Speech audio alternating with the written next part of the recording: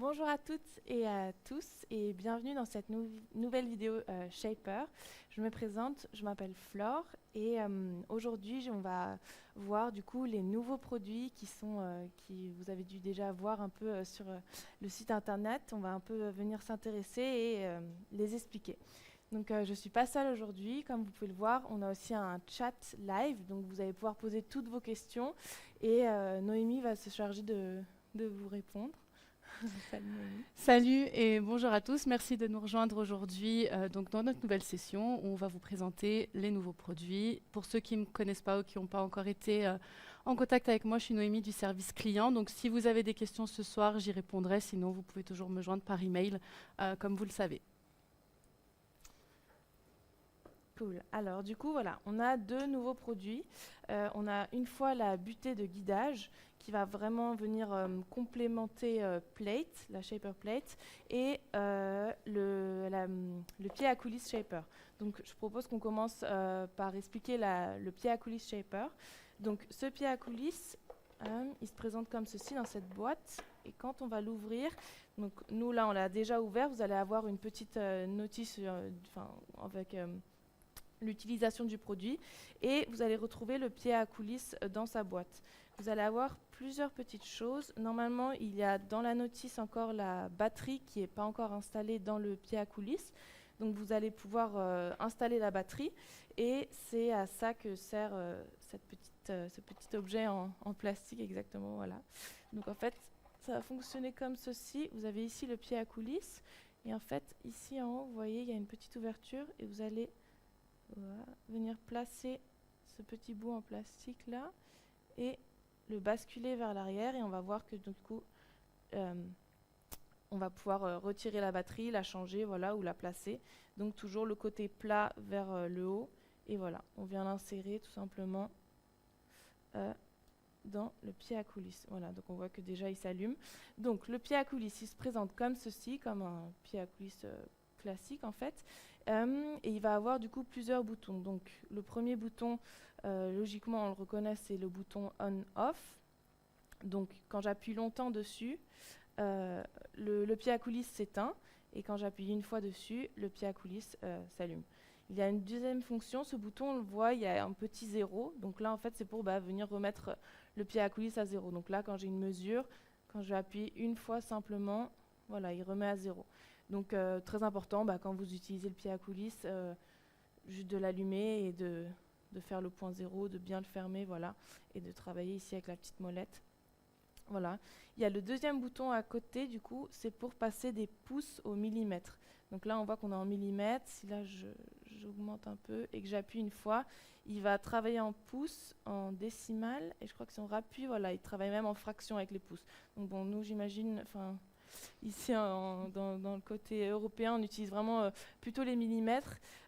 Du coup, on peut toujours vérifier que ce soit bien en millimètres, même si on va voir par la suite que même si on va venir travailler ou mesurer certains objets en pouces, la machine va être capable de faire la conversion automatiquement. Voilà, donc on a ici du coup en bas pour mesurer des objets au niveau du côté extérieur et ici, comme un pied à coulisses classique aussi, pour venir mesurer du coup des poches ou les côtés intérieurs d'un objet. On a ici en haut encore une petite molette si on veut venir vraiment fixer notre paramètre ou la mesure qu'on a faite, si je ne sais pas, on veut aller l'emmener quelque part ou n'importe.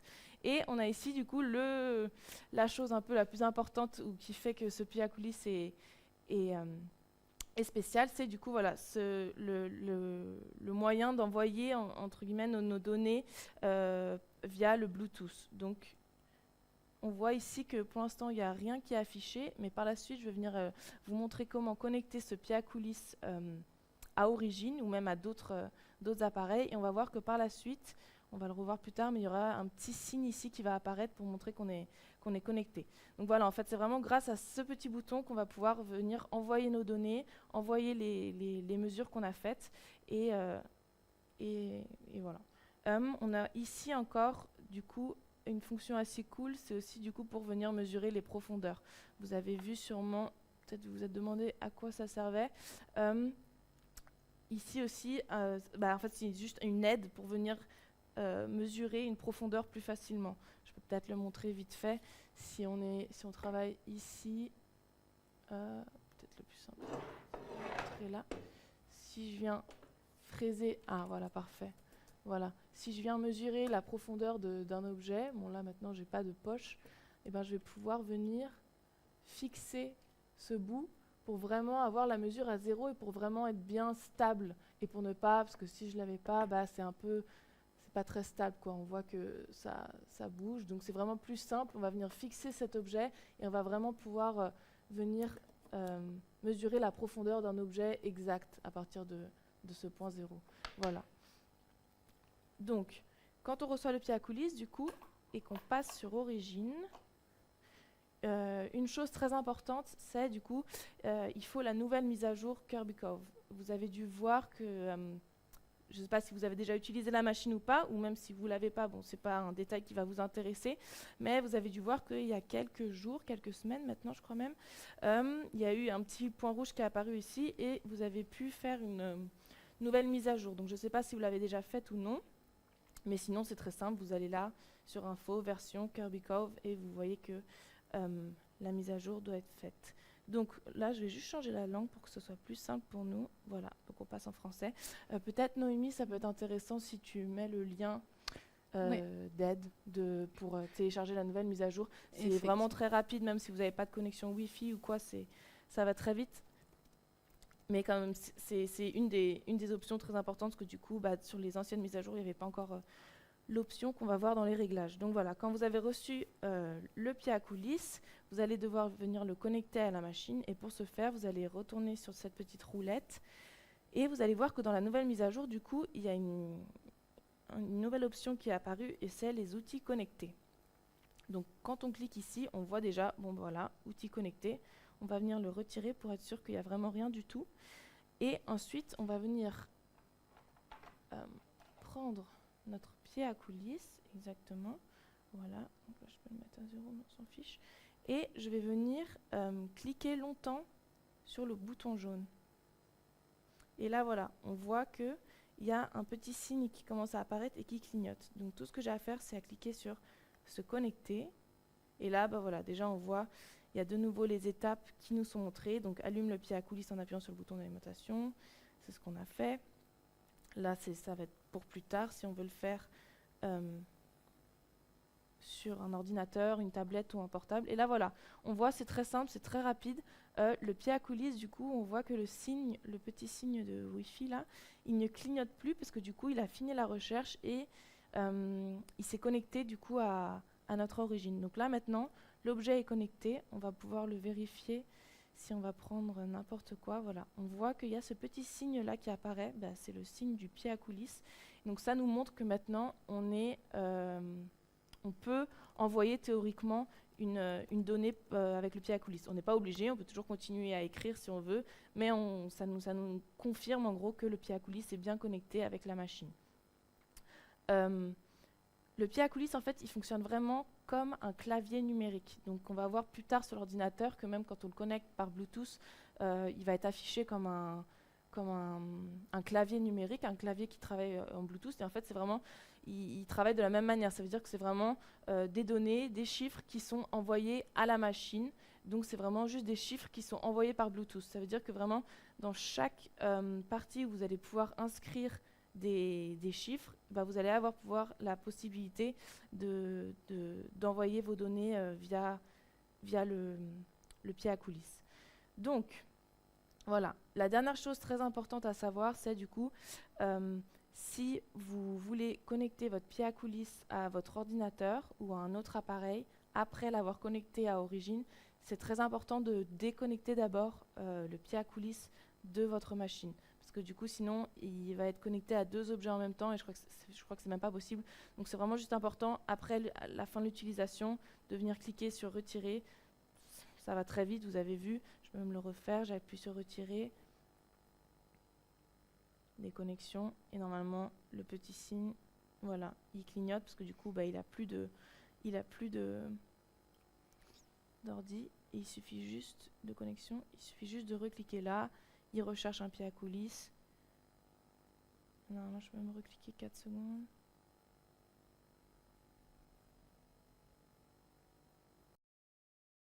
Ça marche plus, il est perturbé. Bon, pourquoi il veut pas recharger le pied à coulisses? Je vais peut-être l'éteindre et le rallumer. Ah, voilà. Voilà, donc il se connecte et maintenant il est connecté et c'est bon. On est prêt à commencer à mesurer.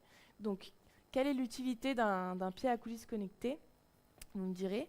Moi, je trouve que pour l'instant, l'utilité principale où je l'ai vraiment utilisé le plus, c'est justement pour des objets qui sont uniques ou qu'on ne va pas venir retrouver dans le quotidien ou où on ne va pas avoir un fichier déjà SVG pré-téléchargé, comme vous le connaissez déjà peut-être, qui va pouvoir être retrouvé sur le Shaper Hub. Donc c'est vraiment si vous avez des objets uniques comme je sais pas Mortez Tenon que vous allez venir fabriquer vous-même, donc qui sont vraiment faits dans des formes qui n'existent pas, ou alors vraiment juste pour gagner du temps en fait. Là, on va vous le montrer. Moi, ce que j'ai prévu de faire du coup maintenant, c'est, vous voyez, j'ai ma porte ici et je vais venir fraiser une, je ne sais même pas comment on dit ça en français, une charnière. Ouais, exactement, voilà. Donc cette charnière-là, voilà, elle est là. Cette charnière-là, on l'a exprès choisie parce que on la retrouve pas sur le Shaper Hub en gros. C'est une charnière S, je ne sais pas comment on prononce ça en français, SOS, mais en tout cas, vous n'allez pas pouvoir la retrouver sur le Shaper Hub. Ça veut dire que vous pouvez bien sûr contacter la marque SOS et elle va sûrement vous envoyer aussi les données via des fichiers SVG. Mais si on a une forme comme ça, on a juste à venir prendre le pied à coulisses et on va venir commencer à mesurer les données qu'il nous faut. Donc, ce que je propose, c'est que du coup, on commence par venir chercher les données, en gros, de la largeur de cette partie-là, et ensuite venir mesurer la profondeur et la largeur de la deuxième partie, pour vraiment venir faire en fait 2 poches et insérer notre charnière. Donc, pour ce faire, je vais venir du coup passer en mode dessin. Ah, parfait, c'est cool qu'il y ait la double caméra. Je vais venir passer en mode dessin. Mais en fait, non, le plus simple, c'est que d'abord, peut-être, enfin, je peux vous montrer en fait, je vais venir créer une forme. Et ce qui est important du coup ici, c'est que ma charnière, c'est un rectangle à bout arrondi. Donc, je ne vais pas venir cliquer sur cercle ou sur rainure, je vais vraiment cliquer sur rectangle. Et je vais pouvoir être capable de commencer à mesurer. Voilà, donc là, on va cliquer sur largeur. Donc là, du coup, hop, je viens placer ma charnière. Et là, je vois 116,57. Je clique sur jaune et vous voyez, ça a affiché déjà largeur. Là, je viens cliquer sur hauteur. Et quand je vais venir mesurer la hauteur, donc moi, là, dans mon cas, là, on voit 25,41 ou 25,38 même exactement. Voilà, j'ai un rectangle qui commence à apparaître. Là, vous allez me dire, je suis allée un peu vite, du coup, là, je suis encore sur la workstation. Donc là, c'était vraiment pour vous montrer approximativement comment ça fonctionne, comment est-ce que ça marche. Mais du coup, nous, ça va être plutôt intéressant d'aller faire du coup à la bonne place, donc sur notre porte. Et pour ce faire, du coup, on va devoir utiliser le deuxième objet qu'on a sorti du coup, et c'est la butée de guidage. Donc cette butée de guidage, justement, elle va venir nous aider exactement dans un exemple comme ceci. Comme on voit que du coup, j'ai ma shaper origine, mais j'ai aucune possibilité de venir fraiser ici dans ma porte sans me construire tout un mécanisme. Donc ça va être très simple. On va venir utiliser plate. Hop, voilà. Donc plate, je ne sais pas si vous connaissez déjà ce produit, je pense que peut-être oui, mais très rapidement, en gros, c'est le même fonctionnement pour utiliser Origin. Le seul avantage, du coup, ou un des avantages, c'est qu'elle est assez légère, donc on va pouvoir l'emmener sur nos montages. Et elle a un côté anti-dérapant, donc vraiment, on va juste venir la fixer ou la placer sur notre objet de travail et on va pouvoir commencer à fraiser, en gros. Donc, Voilà, donc là j'ai plate et en gros la butée de guidage elle fonctionne comme ceci. Je vais venir retourner plate, voilà, et elle se présente comme ça, là, voilà. Donc très simple en fait, c'est vraiment juste une butée qui va venir guider plate. Donc je vais venir la placer comme ceci et là on voit qu'elle a deux petits, là on les voit, ouais. Elle a ces petits boutons là et je vais venir en fait vraiment les placer dans les trous qui sont déjà disposés pour plate et je vais seulement venir les fixer, tourner, voilà, et c'est bon, c'est déjà fait, la butée elle est fixée, voilà. Et maintenant je vais pouvoir venir la retourner et hop, placer plate. Donc maintenant on voit qu'on va encore seulement venir utiliser deux petits serre-joints. Donc j'imagine que dans votre atelier, vous possédez déjà des serre-joints. Pas besoin d'aller utiliser les serre-joints spéciaux ouais, vous pouvez vraiment juste utiliser des serre-joints basiques. Et on va venir fixer cette butée. Voilà. Donc deux serre-joints, c'est mieux, c'est plus stable. Et je viens fixer. Voilà. Donc je voulais peut-être pas montrer, mais sur la butée, on voit qu'il y a aussi plus. Il y a je vais mettre la caméra là, peut-être qu'on va le voir. Hop. Quand je vais venir placer origine ici. Hop.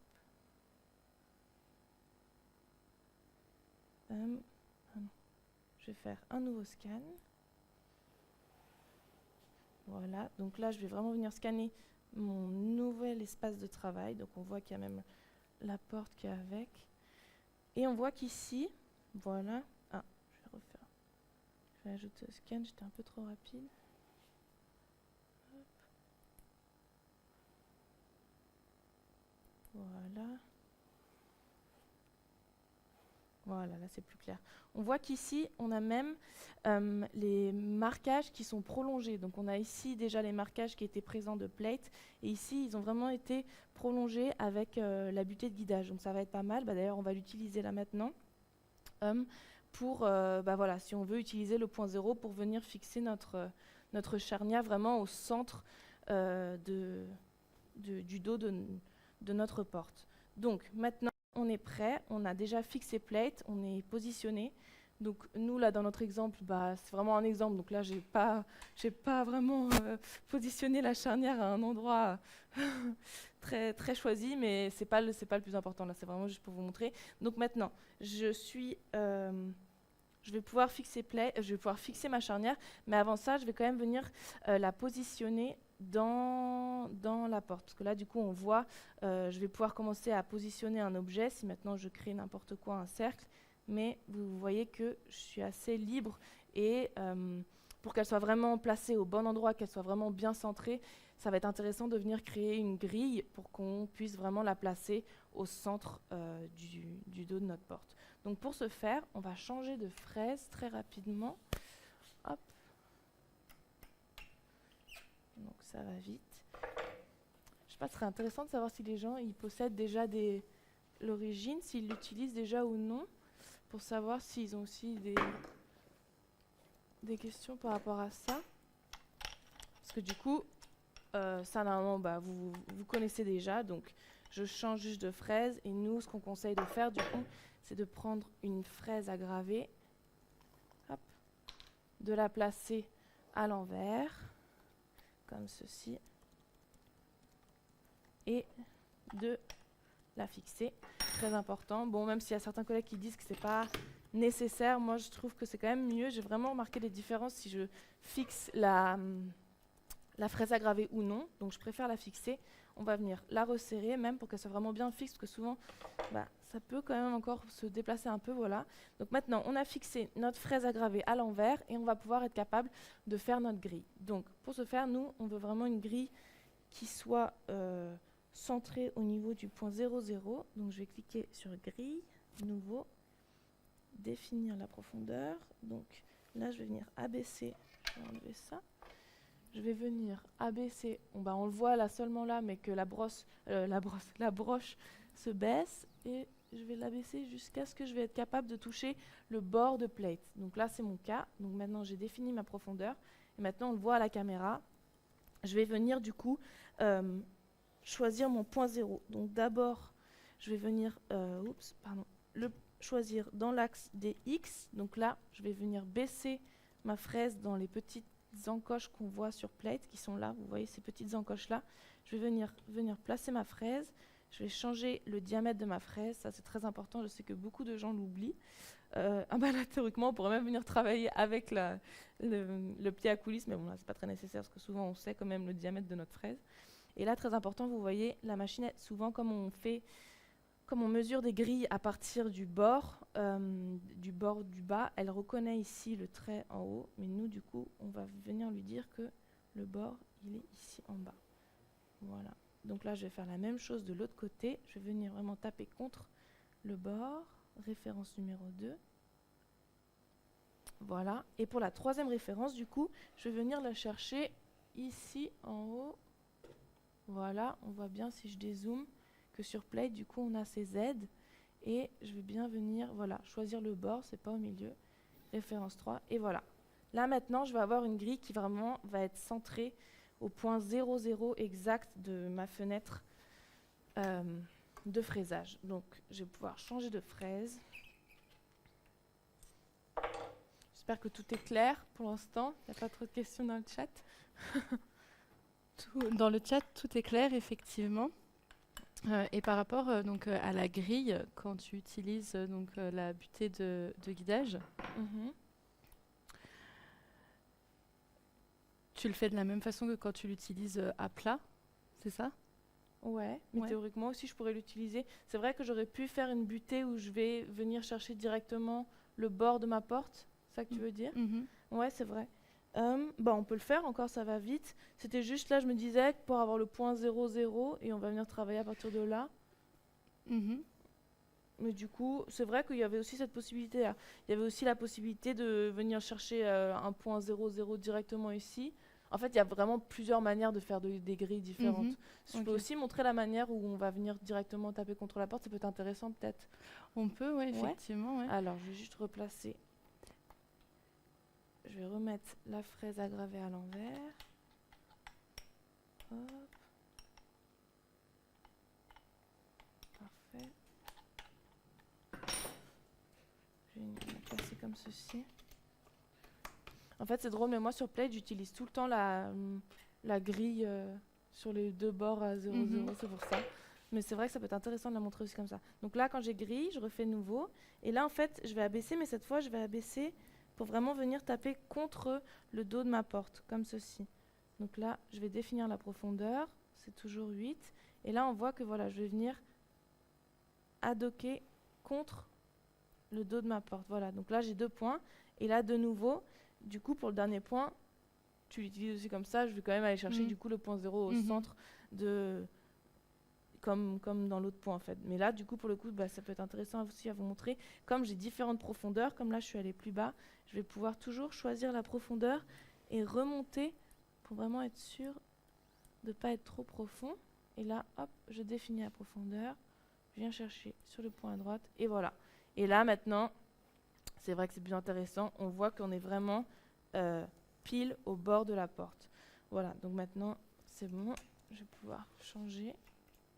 Et c'est vrai que peut-être, en fait, ça va même m'économiser de calculer en fait plus tard au niveau du point 00. Comme là, je sais que je suis vraiment au bord de la porte, je vais venir mesurer et voir combien fait ma porte, parce que je vous avoue que je ne sais pas quelle est l'épaisseur, mais comme on a un pied à coulisses, ça tombe bien, je vais pas venir mesurer l'épaisseur de ma porte. Du coup, je vais venir juste fixer ma fraise. Donc là, cette fois-ci, j'ai pris une fraise de 16 mm. Hop. Et je vais venir la fixer. Hop. Ah mince, attends, non, j'ai oublié.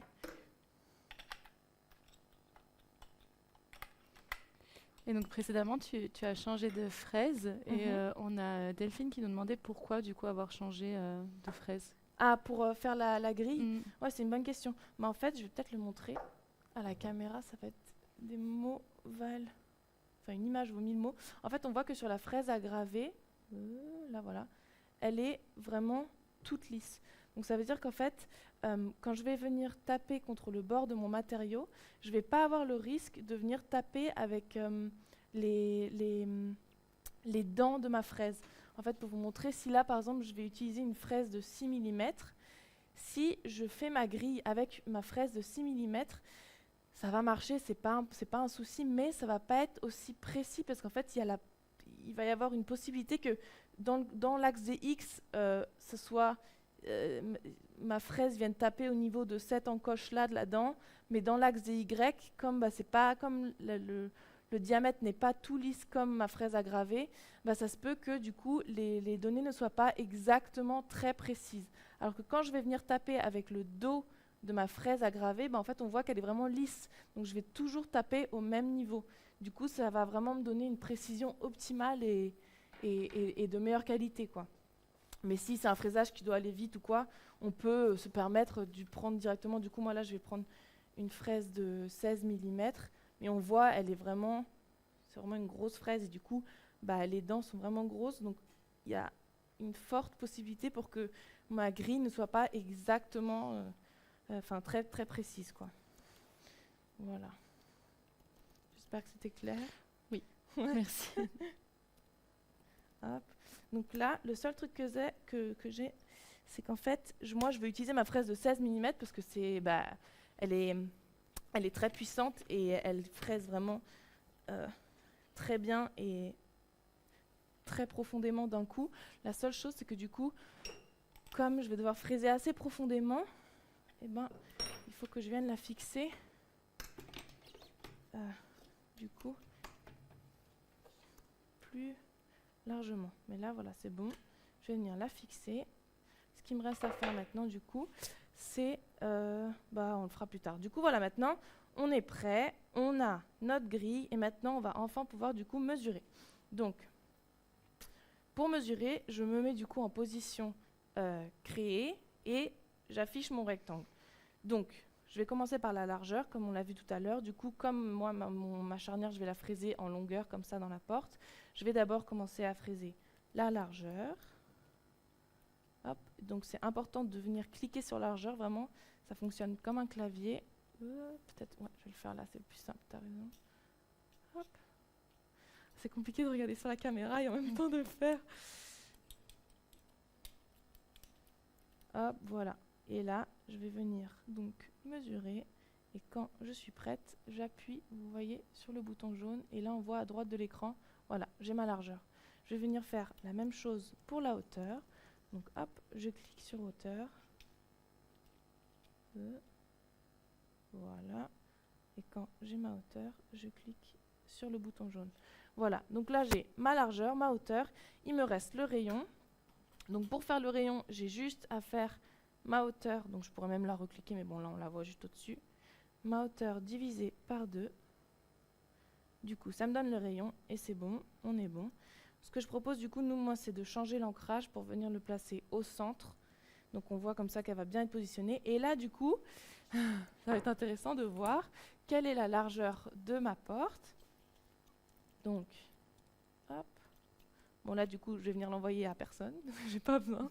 Mais on voit que c'est du coup 40. Bon, voilà, j'ai une porte de 40.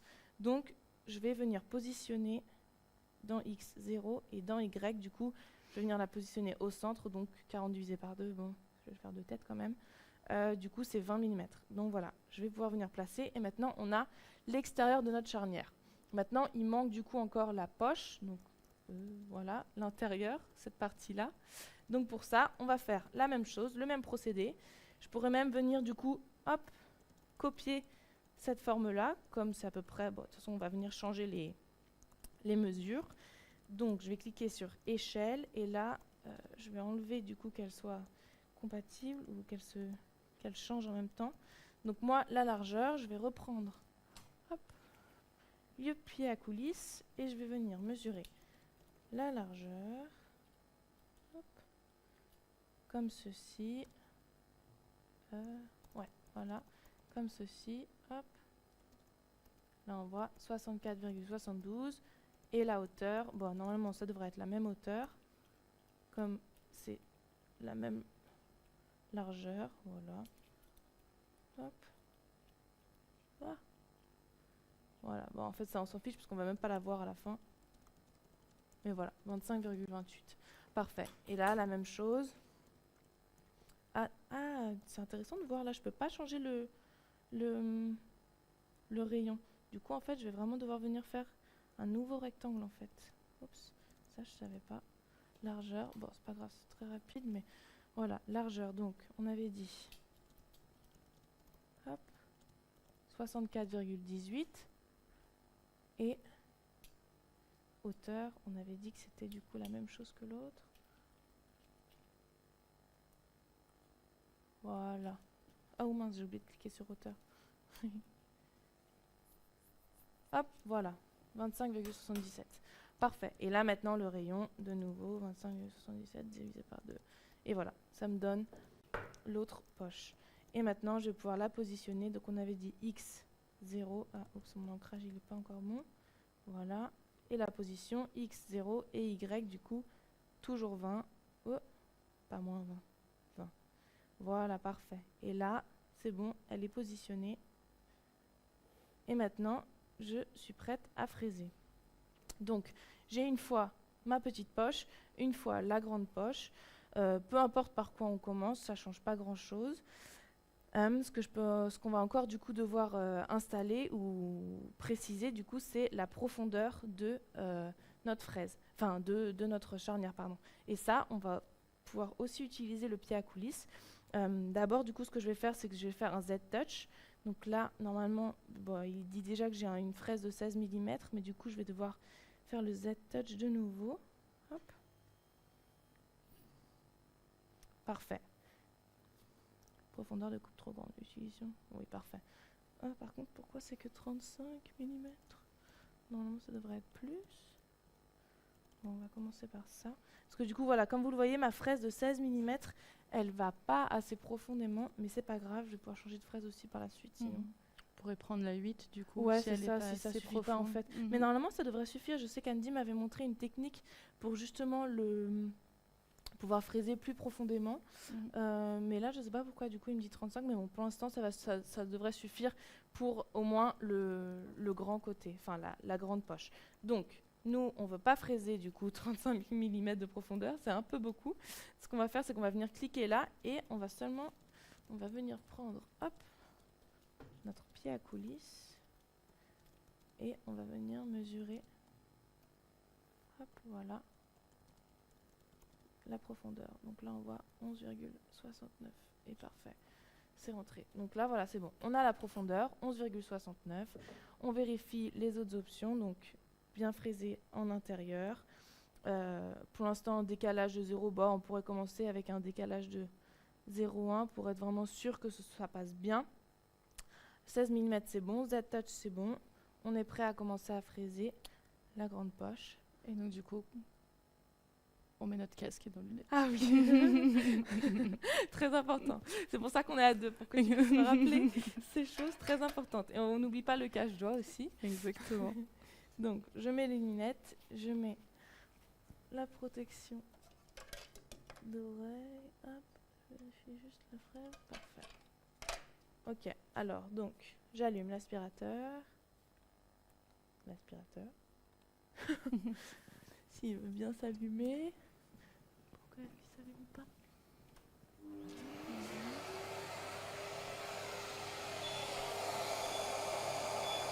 Hop.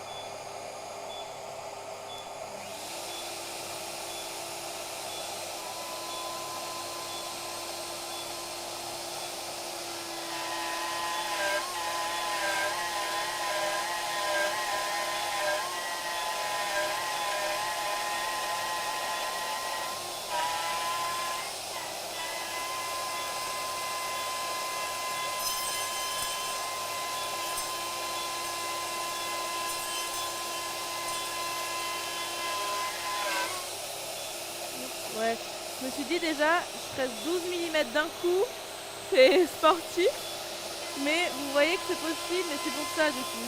Plus on va fraiser du matériel, forcément du matériau Et plus la fraise elle va avoir du mal à passer, c'est sûr. Hop, je vais venir aspirer les bords. Et je vais venir directement, on va venir vérifier. Ah non, je peux même pas vérifier. Non, je vais venir directement enlever mon offset, du coup, le décalage que j'avais mis, pour vraiment repasser une dernière fois et être sûr que ce soit bien lisse. Et là maintenant, comme j'ai vraiment enlevé tout le matériau, hop, là ça va beaucoup plus rapidement. La fraise elle est contente, elle a plus beaucoup de matériau à enlever. Et là voilà, là maintenant c'est bon.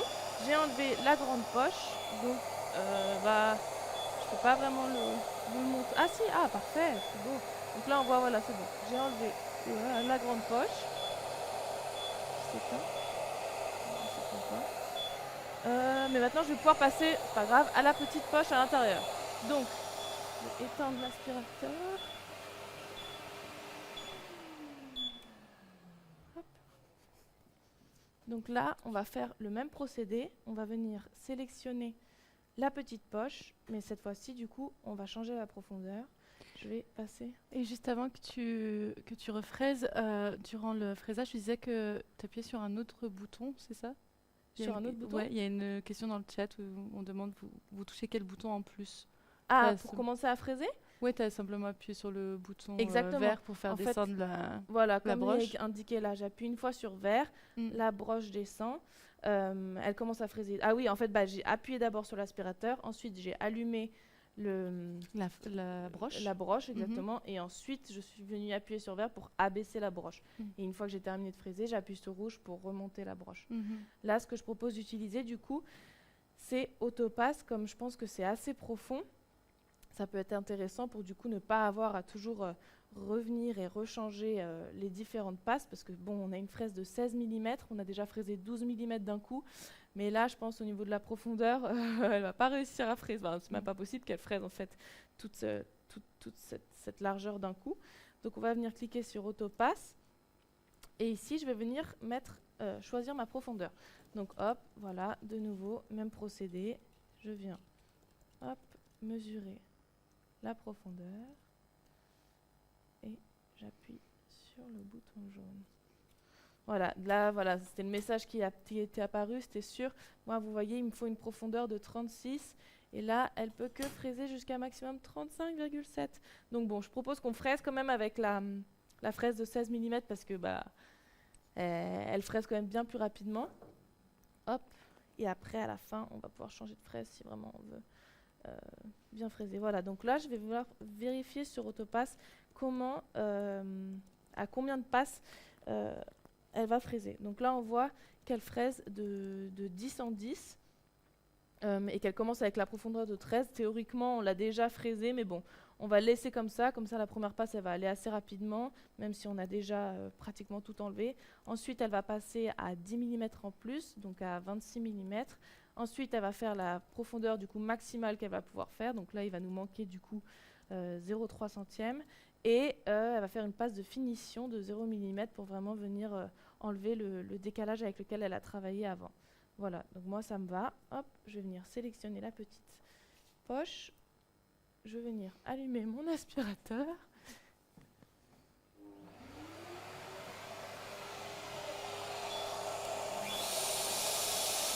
J'allume. Et c'est parti. Voilà, donc là on voit la première passe, comme je disais. J'ai déjà enlevé 11 mm. J'ai déjà enlevé 11 mm tout à l'heure. Du coup, pas besoin. Et là, maintenant, on va voir qu'elle va vraiment commencer à fraiser. Je vais même travailler en mode auto, comme vous voyez. Je reste, et en fait,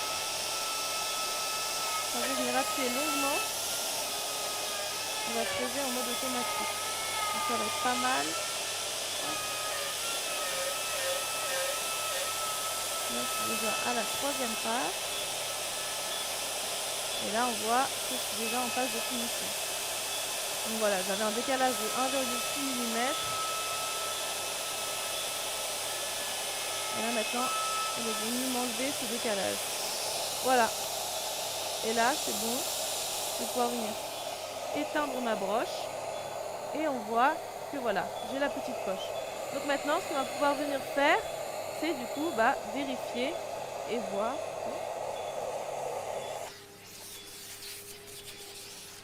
Hop. Bon.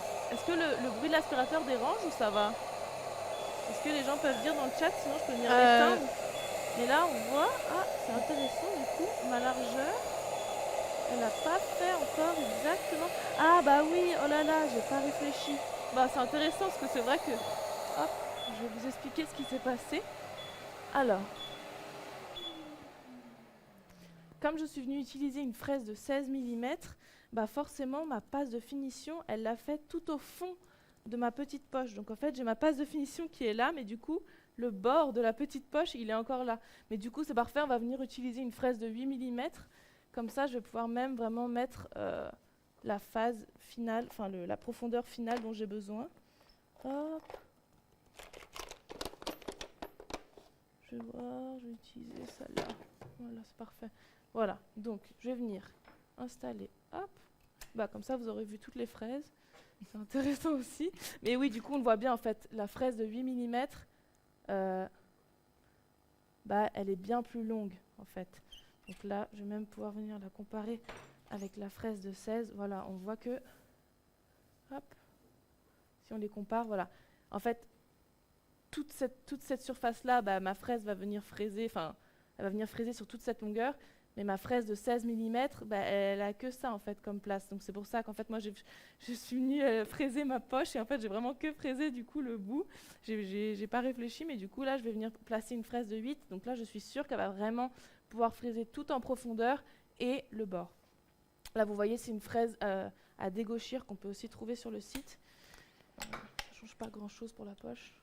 On a une question qui est intéressante de la part de Zen, c'est est-ce que tu penses que la butée de guidage couplée à plate pourrait remplacer Workstation dans son utilisation? La butée plus plate pas vraiment, parce que c'est pas vraiment la même utilité.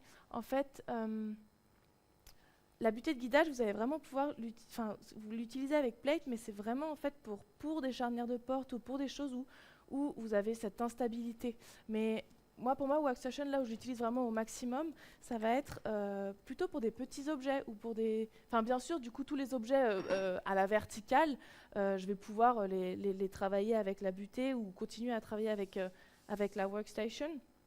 Mais les petits objets, je vais quand même pas pouvoir facilement les caler en fait avec la butée de guidage. Donc la butée de guidage, c'est vraiment pour plutôt quand on est en chantier ou sur des objets plutôt gros où vraiment on va vouloir un peu plus de stabilité pour plate.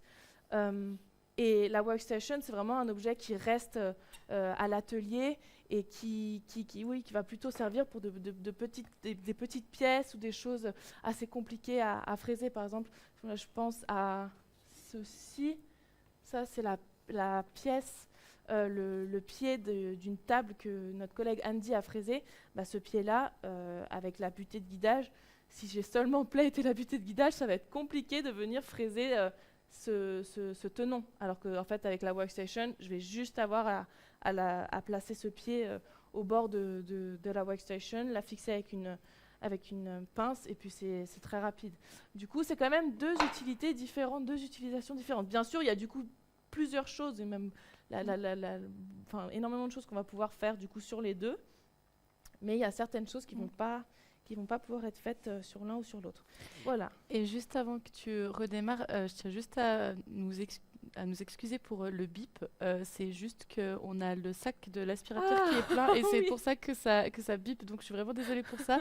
Mais on en a presque terminé avec le fraisage. Oui. Et après, vous êtes tranquille. Je vous promets. Donc merci de votre compréhension par rapport à ça. Ouais. Moi, c'est drôle parce que ce bip, j'ai tellement l'habitude de l'entendre à l'atelier ou quoi que c'est un bruit que mon cerveau, j'ai l'impression qu'il l'a déjà effacé. Mais c'est vrai que quand on est derrière son ordinateur et qu'on entend un bip toutes les 5 secondes, pardon. Bon, alors du coup, diamètre 8 mm. Là, il nous propose automatiquement de faire le Z-Touch. Et voilà, c'est bon. Donc là, maintenant, Oh, de nouveau, je réfléchis pas.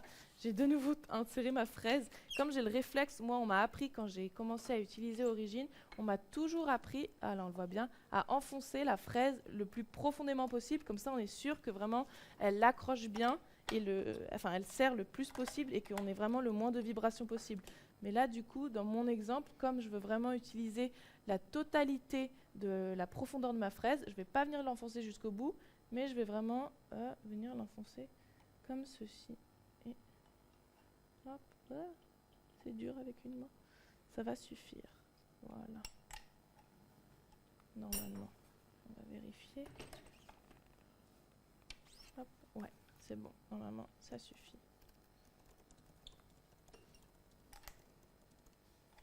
Voilà. Donc, maintenant, je referme. Et là, on voyait, par exemple, c'est intéressant du coup de voir, quand j'ai fait mon Z-Touch avec la fraise que je viens d'installer, là, le maximum que je pouvais avoir, du coup, la fraise, elle fait le calcul automatiquement, c'était 33,66. Maintenant que je suis venue enfoncer ma fraise plus profondément, hop, quand je vais venir faire le Z-Touch, je l'ai même enfoncé trop, oh là là, je suis désolée. Hop. Parce que du coup, comme je l'ai enfoncé trop, je peux même plus faire le Z-Touch. Voilà. Alors, maintenant, hop, je l'enfonce jusque là. Je la mets comme ceci. Et maintenant, c'est bon. Ouais, parfois, il faut trouver des petits tips and tricks comme ça pour vraiment venir utiliser la profondeur la plus maximale. Mais effectivement, mais sinon, d'ordre général, on peut rappeler que sur toutes nos fraises, on a le petit marquage jusqu'où l'enfoncer normalement dans la pince de serrage pour s'assurer qu'elle tienne bien. Ouais. Hop. Donc, Z-Touch. Voilà. Maintenant, je suis allée faire du coup mon Z-Touch sur cette pièce, sur mon bois, directement. Donc maintenant, la profondeur que j'ai, on va venir la remesurer parce que je ne m'en rappelle pas. Hop. Et maintenant, quand je vais venir, j'allume. Vous voyez, mon pied à coulisses, au bout d'un certain temps, s'éteint automatiquement. Quand je le rallume, il est directement automatiquement connecté. Donc, on n'a pas besoin de venir le fraiser ou de venir le connecter automatiquement. Voilà. Oui, parfait. 13,17. Donc là, c'est bon. Maintenant, j'ai ma fraise de 8.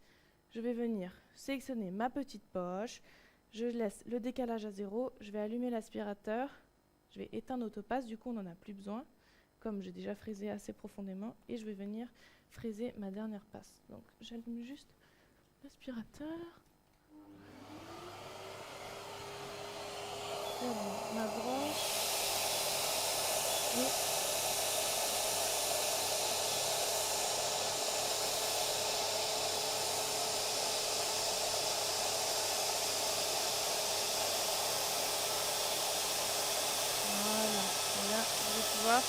venir fraiser le bord qui reste. Hop. Et voilà, on est bon. Et là, par contre, du coup, comme on a une fraise de 8, forcément, vous voyez, il va nous rester, je ne sais pas si on arrive bien à le voir à l'écran, si, mais du coup, il nous reste le centre qu'il y a là. Donc ça, c'est pas de problème. On a juste à venir travailler en décalage. Et on va venir, voilà, par exemple, mettre un décalage de 5 mm. Et là, on va voir, si je gomme, ça va être, voilà, beaucoup plus visible. On voit, quand j'ai un décalage à 0, je suis là. Et si je vais mettre un décalage, même je crois 4 mm, il nous reste encore un peu de matériaux. Donc on va venir faire un décalage de 5 pour vraiment venir enlever du coup la profondeur aussi au centre. Comme du coup la fraise de 16 tout à l'heure. Il va peut-être pas enlevé jusqu'au max. On n'avait pas assez profond. Mais là, maintenant, voilà. Hop, on va venir décaler.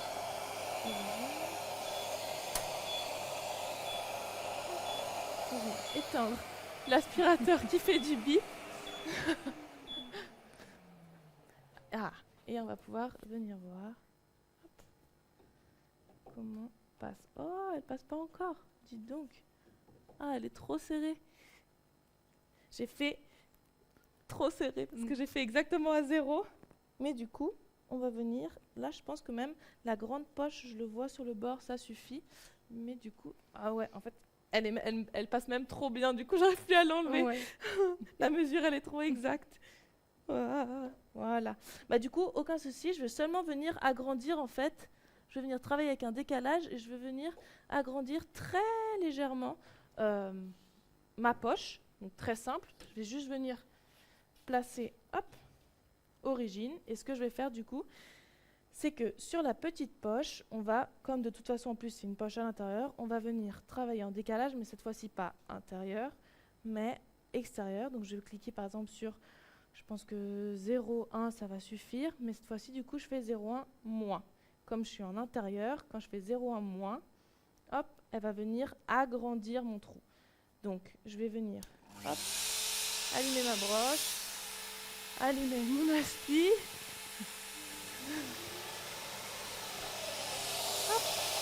Et je vais venir agrandir ma poche.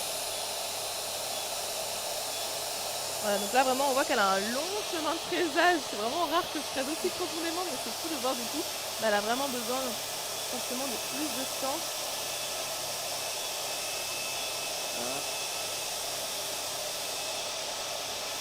Voilà. Alors on va voir si ça suffit. Peut-être c'est encore trop serré du coup sur les bords du grand rond. On va voir, mais en tout cas on va réessayer comme ceci. Ouais, c'est toujours encore trop serré, c'est fou parce que c'est vraiment, je ne sais pas si vous voyez à la caméra, mais ça passe vraiment trop, ça passe trop bien. Mais du coup, ouais, parce que ici au niveau de l'effort, ça va pas de souci. Si c'est comme ça, on va reprendre. Hop, on va refaire un décalage. Donc, on va être sûr. Ouais, je trouve bien comme ça. On va faire, bah, je sais pas, du coup, 0,4. Hop, moins 0,4, ça devrait suffire.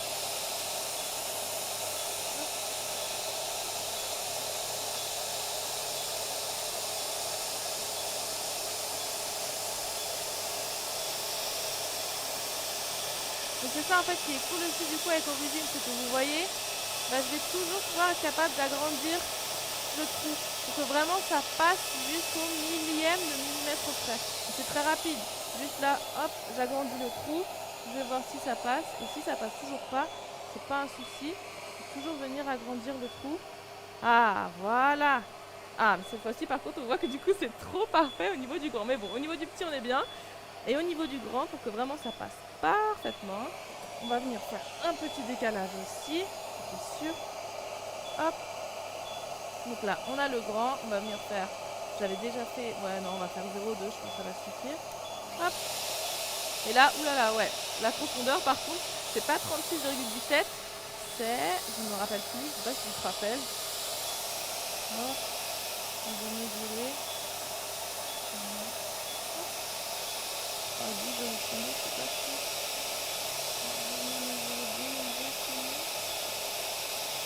Voilà, on va du coup comme ça. Hop, donc, je viens me placer là, je sélectionne le grand carré et je vais venir agrandir. Hop, donc là on voit que c'est très rapide, il y a tous les matériaux qui viennent. Et voilà. Bon, on va voir.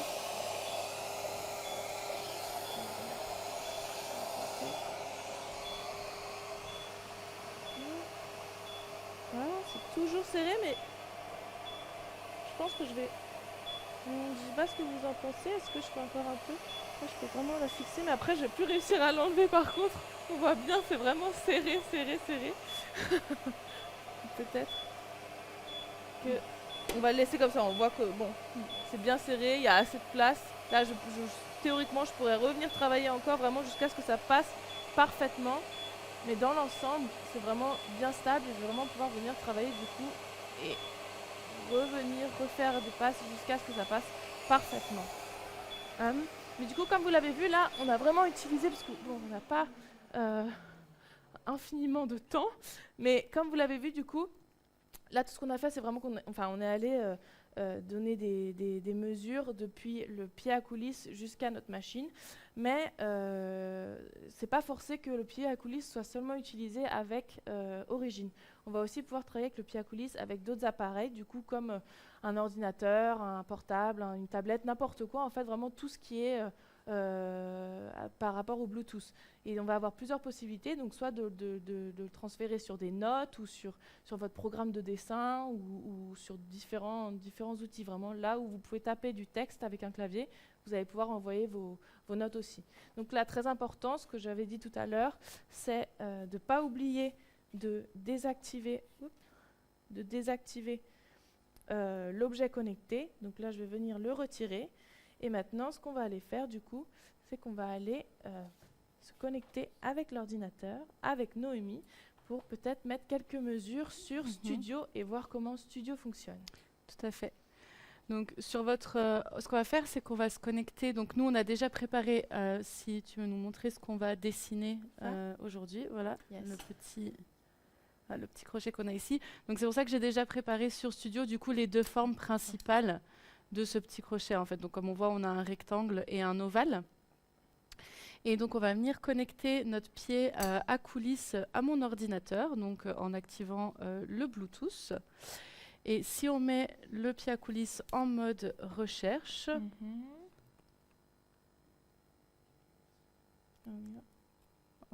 on rallume par sûreté et on appuie sur le bouton jaune longuement. Ça clignote. Voilà. Je peux le montrer là. Ouais. On va venir... Hop, je vais juste venir faire comme ça.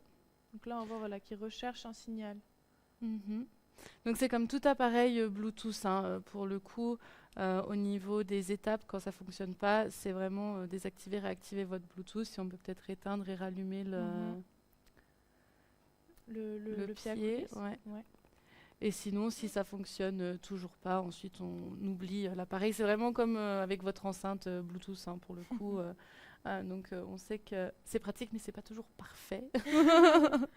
Donc, surtout, je sais que le pied à coulisses qu'on a là, comme ils sont déjà tous précommandés, c'est pas le pied à coulisses officiel des dernières versions. Je sais que c'est encore le pied à coulisses d'un prototype. C'est bien de le rappeler, également. Ouais.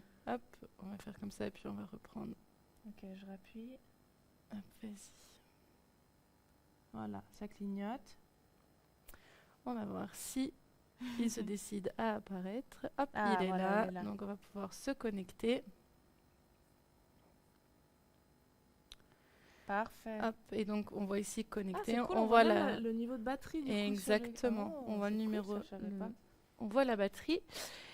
Et donc, si on veut commencer par prendre la mesure, donc peut-être de la forme ovale de notre petit crochet.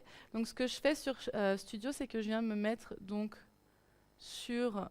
Nous avons les mesures ici. Hop, donc on a les tailles. Et il faut bien juste venir placer son curseur à l'avant, parce que vous allez voir, ça va remplacer en fait la mesure. Hop, donc je vais venir mesurer. Et hop, j'envoie. Voilà, et donc ça change automatiquement. Donc c'est important, comme je vous disais, de bien placer votre curseur à l'avant. Comme ça change la mesure complète. Sinon, si vous venez placer votre curseur ici, ça va garder le premier 6. Et ça, on souhaite pas, c'est pas ce qu'on veut, quoi. Hop, on prend la deuxième mesure. Yes. Voilà. Les côtés. Donc, hop, elle envoie et hop, ça change automatiquement. Et on va venir faire pareil pour notre forme rectangulaire, du coup.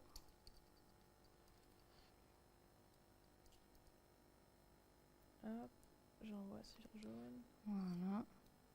Et la deuxième. Donc on voit, c'est vraiment rapide. Là, je fais juste...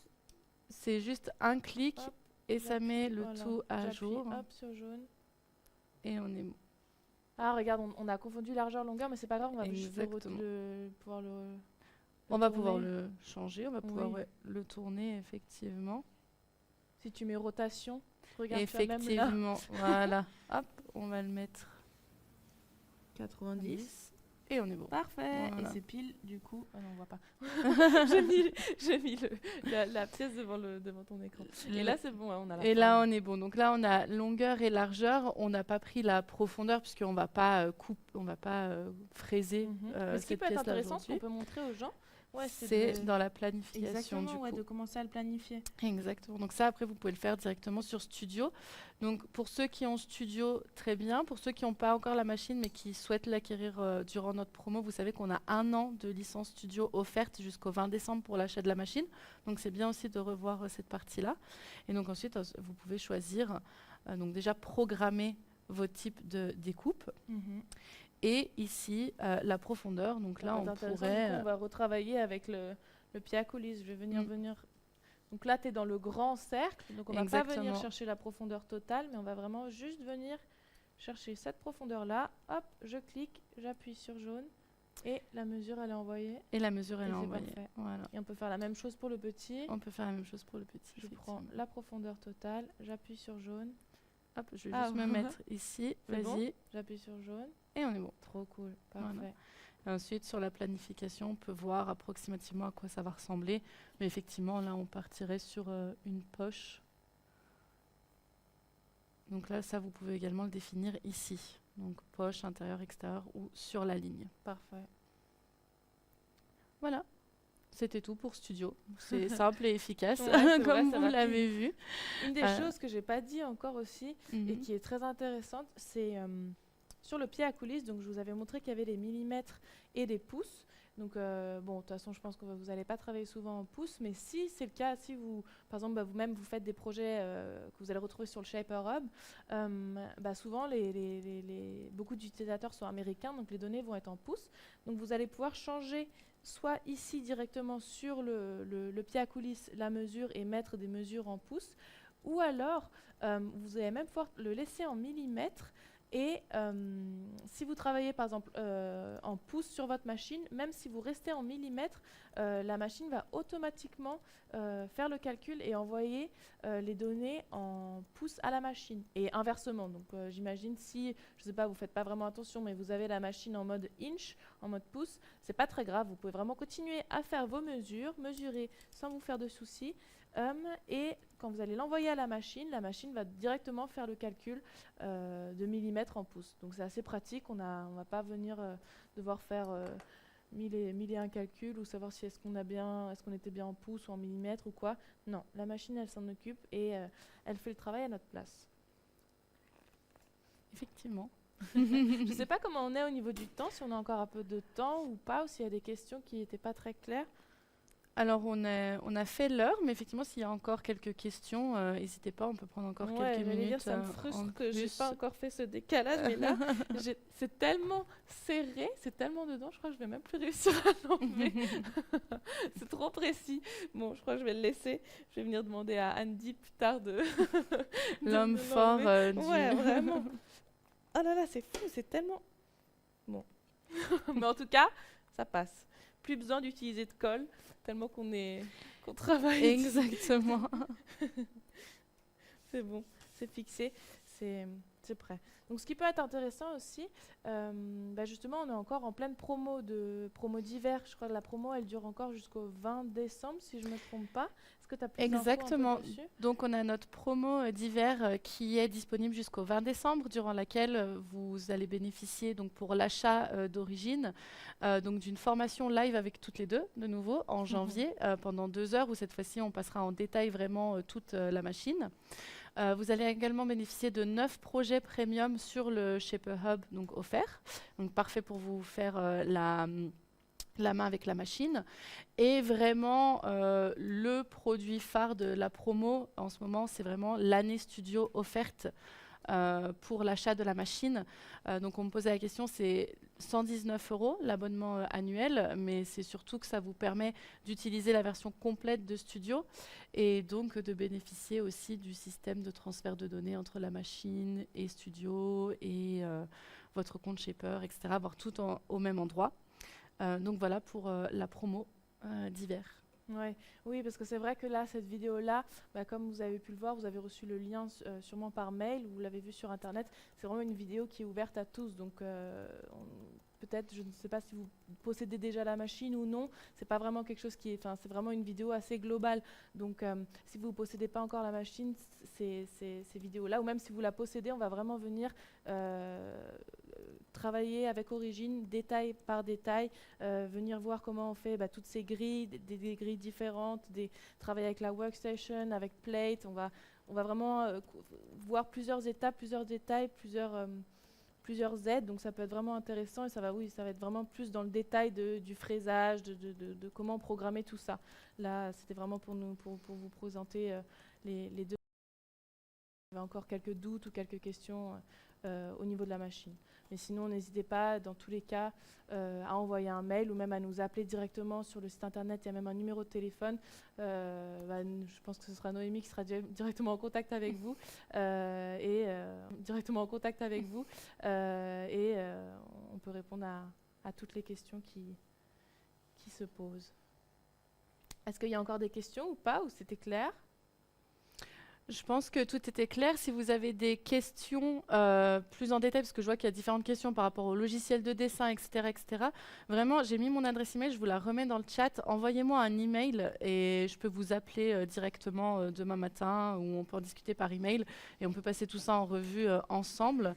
Mais concernant la session de ce soir, on est bon. Ouais, on est bon. Cool. Bon, j'espère que ça vous a plu, que vous avez appris des nouvelles choses et que